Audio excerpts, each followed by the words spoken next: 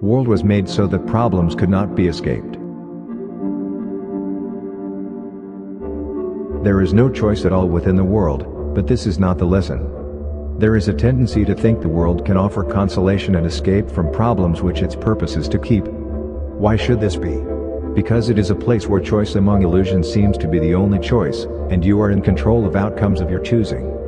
Thus you think, within the narrow band from birth to death, a little time is given you to use for you alone, a time when everyone conflicts with you.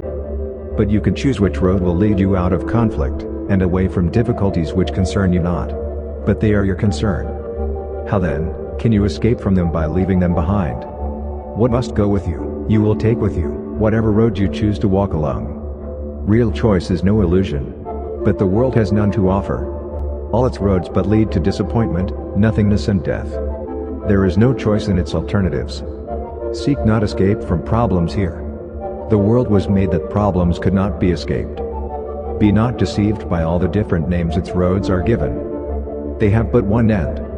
And each is but the means to gain that end, for it is here that all its roads will lead, however differently they seem to start, however differently they seem to go. Their end is certain, for there is no choice among them. All of them will lead to death. On some you travel gaily for a while, before the bleakness enters. And on some the thorns are felt at once. The choice is not what will the ending be, but when it comes. There is no choice where every end is sure. Perhaps you would prefer to try them all, before you really learn they are but one.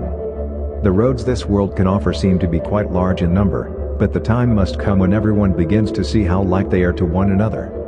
Men have died on seeing this, because they saw no way except the pathways offered by the world. And learning they led nowhere, lost their hope. Yet this was the time they could have learned their greatest lesson. All must reach this point, and go beyond it. It is true indeed there is no choice at all within the world. But this is not the lesson in itself.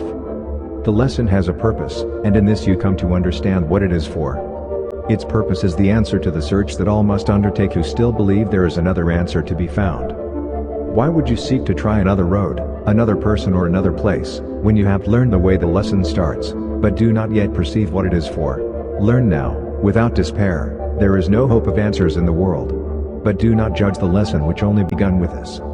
Seek not another signpost in the world which seems to point to still another road.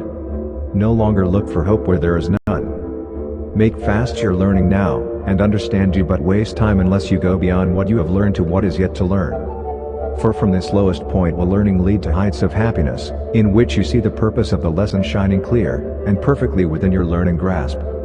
Who would be willing to be turned away from all the roadways of the world, unless he understood their real futility?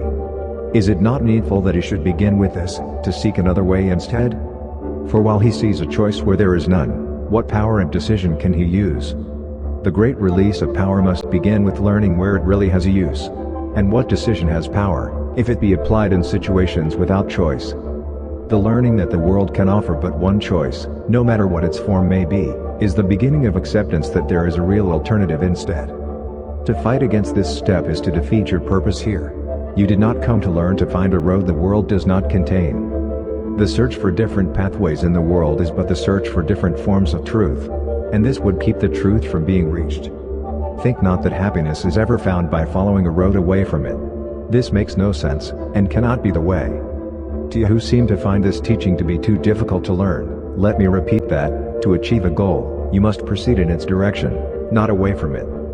And every road that goes the other way will not advance the purpose to be found. If this be difficult to understand, then is this teaching impossible to learn. But only then. For otherwise, it is a simple teaching in the obvious. There is a choice which you have power to make, when you have seen the real alternatives. Until that point is reached you have no choice, and you can but decide how you would choose the better to deceive yourself again. This teaching attempts to teach no more than that the power of decision cannot lie in choosing different forms of what is still the same illusion and the same mistake. All choices in the world depend on this. You choose between your brother and yourself, and you will gain as much as he will lose, and what you lose is what is given him. How utterly opposed to truth is this, when what the lesson's purpose is to teach that what your brother loses you have lost, and what he gains is what is given you. All roads that lead away from what you are, lead to despair. God has not left his thoughts, but you, forgot his presence, and remember not his love. No pathway in the world can lead to him, nor any worldly goal is one with his. What road in all the world will lead within, when every road was made to separate the journey from the purpose it must have, unless it be but futile wandering? All roads that lead away from what you are, will lead you to confusion and despair. Yet has God never left his thoughts to die, without their source forever in themselves? He has not left his thoughts. He could no more depart from them than they could keep him out. In unity with him do they abide, and in their oneness both are kept complete. There is no road that leads away from him. A journey from yourself does not exist. How foolish and insane it is to think that there could be a road with such a name. Where could it go? And how could you be made to travel on it, walking there without your own reality, at one with you? Forgive yourself your madness, and forget all senseless journeys, and all goalless aims. They have no meaning. You cannot escape from what you are. For God is merciful, and did not let his Son abandon him. For what he is be thankful, for in that is your escape from madness, and from death. Nowhere but where God is, can you be found. There is no path that does not lead to him.